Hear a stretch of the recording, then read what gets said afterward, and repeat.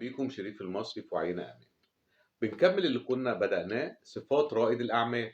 اتكلمنا بقى وقلنا الصفات دي لازم تكون عندك إيه هي صفات أو سمات رائد الأعمال؟ واحد، بما إنه بيلعب على المخاطرة المحسوبة والإبداع والابتكار، يبقى هو لازم يتوقع التحديات ويعرف إنها أكبر بكتير من تحديات الوظيفة.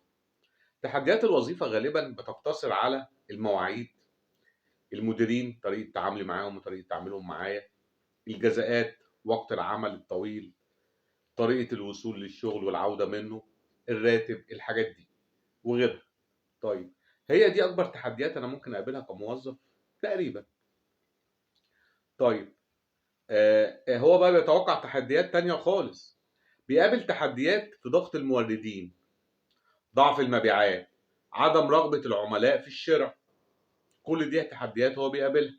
قلة كفاءة المعاونين، مش هقول هنا بقى موظفين، الشركاء أو المعاونين. التسيب الوظيفي، حاجات تانية كتير، حاجات تانية كتير هو لازم يتوقعها كتحديات. اتنين، تاني صفة أو تاني سمة، إن لازم يكون محب للعطاء. ليه؟ ليه لازم يكون محب للعطاء؟ احنا قلنا إنه بيقدم قيمة، بيقدم حل المشكلة. إزاي هيقدم القيمة والحل المشكلة دي؟ إنه بيعطي من وقته وتفكيره جهد كبير علشان يحل المشكلة دي ويحقق رغبات وتطلعات العملاء. لانك هتقدم القيمه، هتقدم الحل اللي بتقدمه لعميلك، الحل او المنفعه اللي بتقدمها لعميلك اللي بتسد الفجوه او طلب في السوق، وهي رابط النجاح الاساسي. يبقى لازم من جواك انت اصلا تكون بتحب العطاء. يبقى قلنا اول حاجه بيتوقع التحديات، تاني حاجه محب للعطاء. طب تالت حاجه منصت ومتفهم. خلي بالك من منصت اللي انا اقصدها، هقولها لك دلوقتي.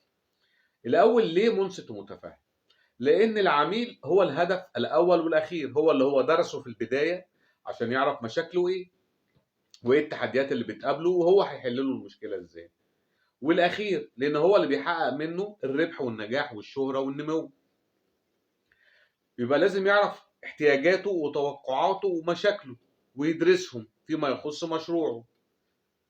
بس أهم جزء في المشروع الريادي بقى في حتة المنصت ده، إنك لازم تكون بتسمع نبض العميل، مش كلامه بس، طريقته وهو بيتكلم، موجوع ولا متضايق، الموضوع مضايقه قوي ولا شويه. لازم تسمع نبض العميل، نبض العميل عن المشكله اللي هو بيتكلم فيها، عشان لما تيجي تحلها من جذورها. لو المشكله اللي مقابله العميل في ان هو مش لاقي مواصله توديه المكان الفلاني نابعه من الوقت، هو بيتكلم عشان دي هتضيع له وقت وبتخليه ينزل بدري 3 ساعات مثلا، يبقى انا عرفت ان المشكله هنا. لو هي من العاطفه، الموضوع غالي، انا بصرف كتير عشان اروح، يبقى المشكله هنا. هما في الاثنين المشكله انه مش عارف يوصل او عنده مشكله انه يوصل. بس هي المشكله بقى في وقت ولا في فلوس ولا في امان؟ فلازم تسمع نبض العميل. احنا قلنا 3 صفات وهنكمل المره الجايه بقيه الصفات. احنا مش هنطول على الفيديوهات عشان لو حد بيشوفها على اوقات قليله او بيشوفها من التليفون لحد ما يروح ويبقى يشوفها عن طريق الواي فاي. احنا هنكمل الصفات مع بعض. احنا اتكلمنا في 3 صفات: يتوقع التحديات، محب للعطاء، منصت ومتفاهم. شاكر جدا ليكم.